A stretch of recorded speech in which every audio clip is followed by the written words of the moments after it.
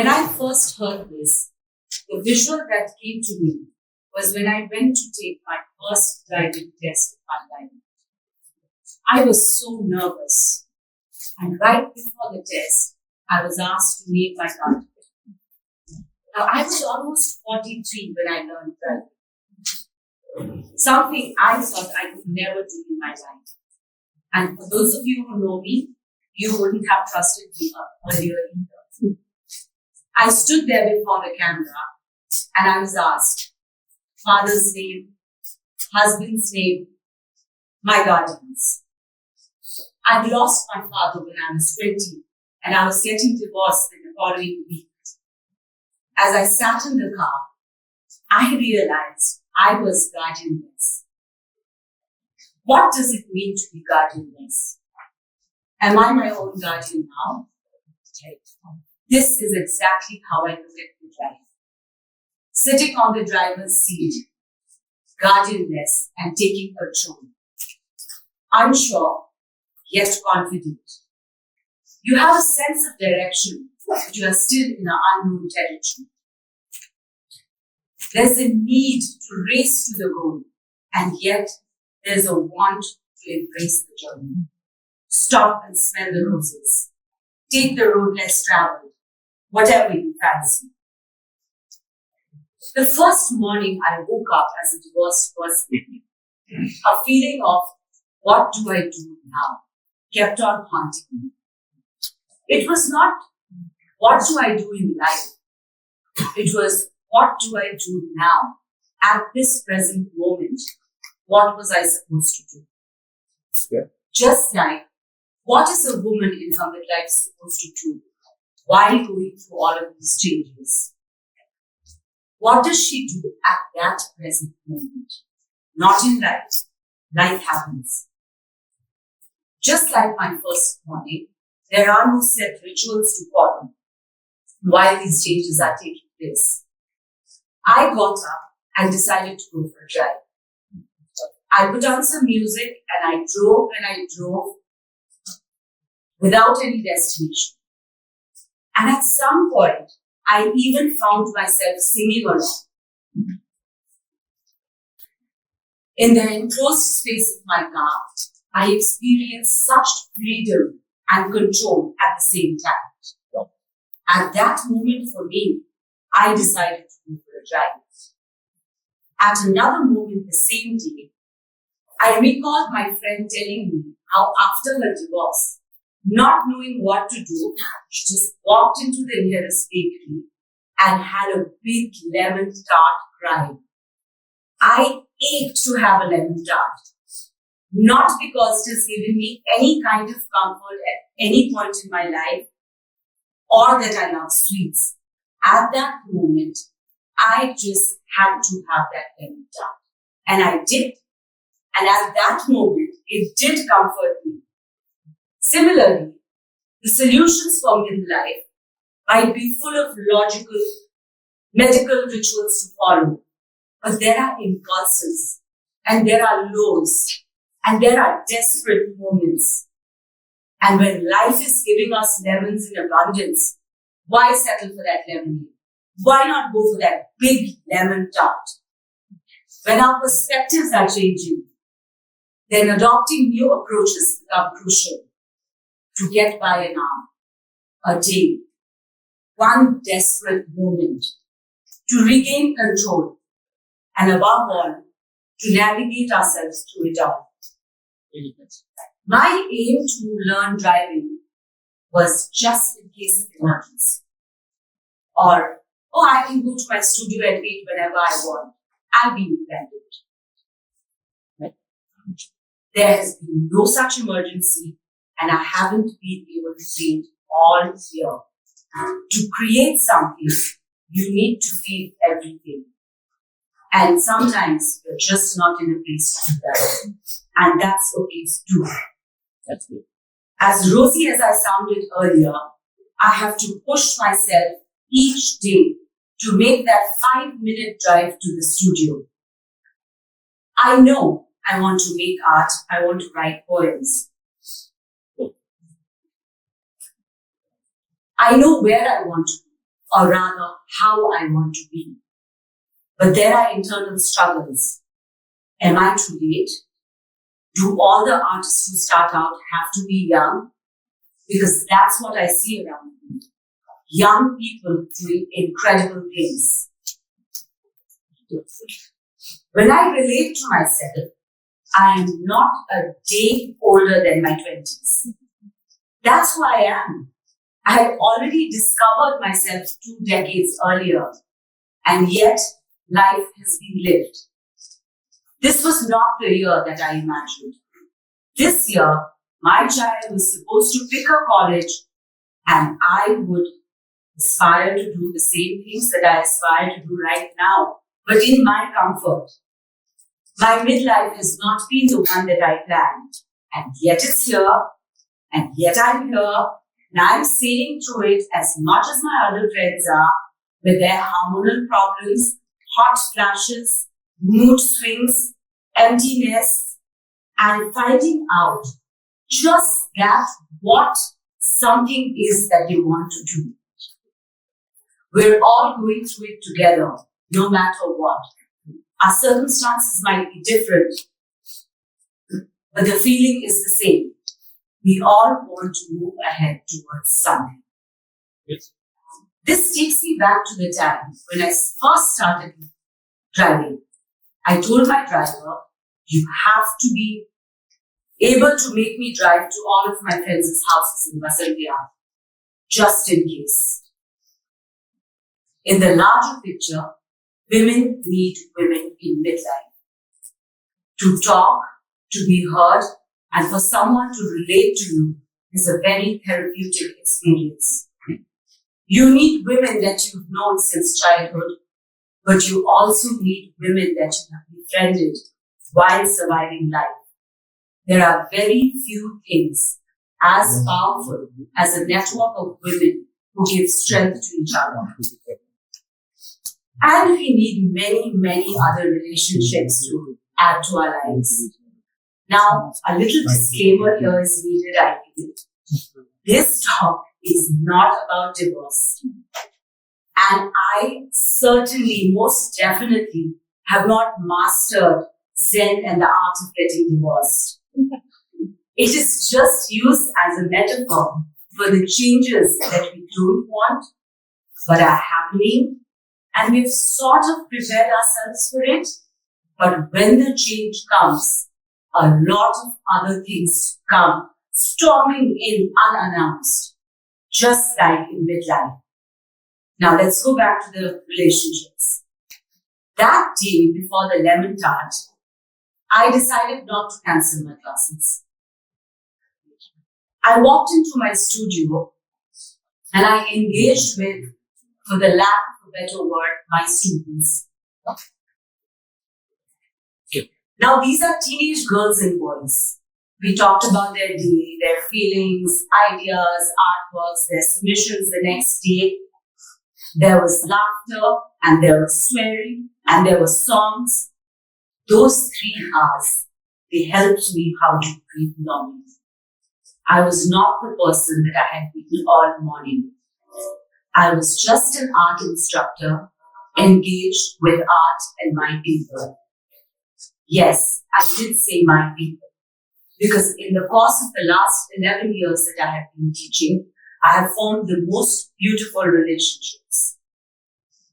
I've been 6 when 6-year-olds are walking. I've been 12, 14. I don't feel the years between us. And some of them have actually had the privilege of seeing them grow from age 5 to 16 and now more. These people have been my teachers, my friends, my strength, and my very own people. They've been the source of my confidence and independence. When you see a group of boys every Saturday morning or a group of girls every Tuesday afternoon for a decade, and when you are reading the daily story with someone, they are your people. These relationships don't have a name. They are just there in your life as reminders that a pure connection can be made when you allow yourself to give time and effort. It makes life easier to live. We need many relationships to go through life. My best friend, my child's godmother, a financial advisor, my co-parent. I can give many labels, but all languages are limited. These relationships, they go beyond languages. A label, a social construct, a facade is not always needed. In midlife, it's easier to liberate yourself from all of this because midlife is tough and we need all kinds of people. What makes midlife difficult? Is it the hormones? Is it the lack of youth? Or the possibilities that lay before us in our 20s and 30s? For me, it's been a bit of both. How many times does one discover themselves? And when you do at midlife, how do you change things? Patterns that have become habits, social groups, thought processes, everything, so that everything that you do contributes to the growth of this individual that you have discovered and yet becoming. And when you do, are there still possibilities before us? And here is a good time to notice that there is a journey between the person that you've discovered and becoming that person. I'm still yet becoming. And it takes immense strength to carry yourself through this process. Where does one draw strength from? Here I'd like to use a metaphor. Most of us in our 40s are prescribed reading glasses. It's easier to see far off things. This one's coming, that one's going, this is here. But it's the closeness that is difficult. It's here. It's better. It's here. It's tough. It's a problem. It's here. It makes no sense. And it's here. It's fearful. You're scared to face what you know lives in here. You're scared to know what it will become when it sees the light. And forget that. You don't even know how to see it. You need to be gentle and soft and vulnerable. And being vulnerable has given me the strength to seek help. One of the best things that I have done for myself is go for help when I need it. In my head, I call it Tuesdays with tea.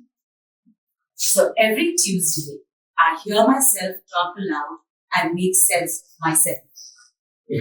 There's been a lot of running away and a lot of bringing myself back, but it has helped me find strength and practice it. I also believe that one finds themselves in movement. Movement is necessary. A walk, a run, a dance, an exercise, whatever you fancy. Last year, I tried to go on aerial sits. I actually went there for physical benefits, to be in shape, to sweat it out. But that 1 hour was the only 1 hour that I was fully attentive. Otherwise, you fall. To be present, if only for a moment, is to be alive. A very wise person told me, this moment is zero. It does not carry the past nor the future. It is nothingness. And nothingness recharges you. I've tried various things to do this nothingness. To take a pause, if only briefly, and slowly it expands. And it has given me a lot of internal space to let go of things that don't serve any purpose.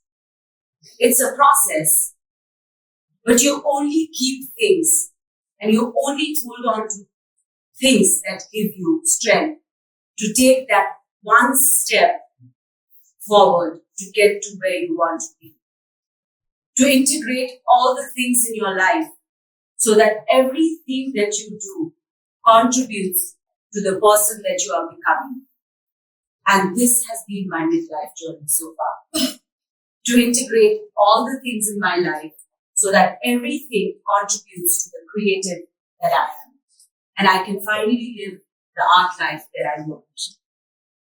I know I'm at the right place, at the right time, at the right age, and all the things, people, events, experiences have all been instruments to carry me to this place at this age. And I wouldn't want it any other way. Now, before I end this talk, I'd like to read a poem that I wrote for today and claim it on midlife. I'm brave enough to read it out to you. Take midlife out of the pantry and spread it out on your dining table. Make a meal. No. Make a feast out of it. Not a side dish. Never a dessert. Take all your emptiness and silences and taste how potent they are. These are your spices and marinades. Squeeze that damn lemon. Let our men see our bodies that has bled and born their children. Let them see its appetite that our skin can hopefully still hold. Let them see how it has earned every line and every bruise that marks territories in our landscapes, creating islands and cities and skies and flowing rivers. Let our boys see our vulnerability and private battles that we fight each day. Let them see our strengths. Take off that bandage. Let them see your fresh wounds. Let them see how unbearably throbbing existence is for us.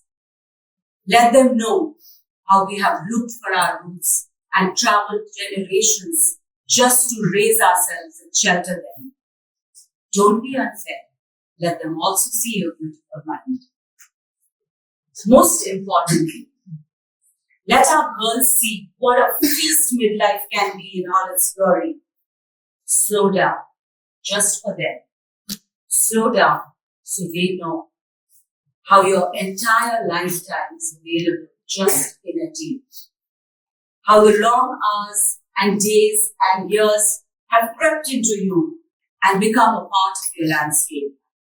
Show them how you stand. Show them how you've taught yourself that walk. Let them see the rising and the falling of the oceans in you, the fear and the fearlessness of the storms that have taken place. If not a manual, be their reference.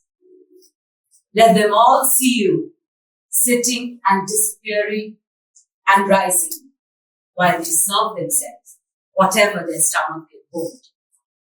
Call it a day. Wipe that makeup off. Let the girls be. Go, get that sleep you need. For tomorrow, life will not happen to you. You will make life happen. Thank you.